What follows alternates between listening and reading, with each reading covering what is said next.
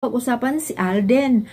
Nako, mayroon kasing nagtatanong sa akin na totoo ba na mayroon na namang babae na kinagigiliwan or i-date bagong babae. Sino naman kaya ito? Nakikita nila sa FB at pinalabas na raw. Ewan ko kung pinakita na yung mukha kasi hindi pa yun na pakita. Sinususpense. Yellow. Okay. Oh, yellow nga. Alam nyo kung sino. Oh, i-share ko yan sa inyo. Ewan ko kung pinalabas na yung mukha nila. Alam nyo po, kasi di ba kung naalaala nyo, isa kasi si Alden na endorsement sa Brilliant Skin. Di ba nakakontrata siya doon yung kay Miss Glenda, yung babaeng may 2 anak. Oh. Kung naalaala nyo, di ba may pumirma siya doon ng kontrata. Tapos, siyempre, may bago na namang, may bagong labas na pang-skin, pampakinis ng skin na produkto si Miss Glenda. Siyempre, ang mag-i-endorse or ang gawa ng commercial na ipapalabas, si Alden kasi doon naka-perma siya. So, may kontrata siya kay, Glenda. Oh, yaan po ang ipapalabas. Ewan ko kung pinakita na yung commercial na yun. Kung ano na naman ang klaseng produkto na ilalabas nila. Yun po, si Miss Glenda yung may anak na 2. Wala pong babae si Alden.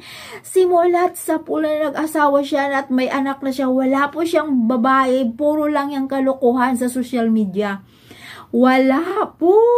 Diyos ko, na lang sila.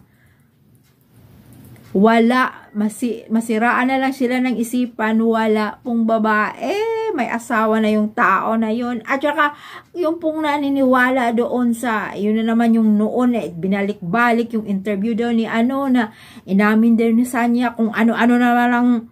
Naku po, kalukuhan lang po yun. Ginawaan na naman ng kalukuhan, ng swap na yun, or apps na naman ang ginamit na yung bibig pinagalaw-galaw pero iba ang nagsasalita at nako, kunyari si Boy Abunda yun, kunyari si Sanya yun, wala po yun, puro lang yung kalukuhan. Alam nyo po yun, namimihasa po yan sila dahil hindi nga naman inaamin ng mag-asawa.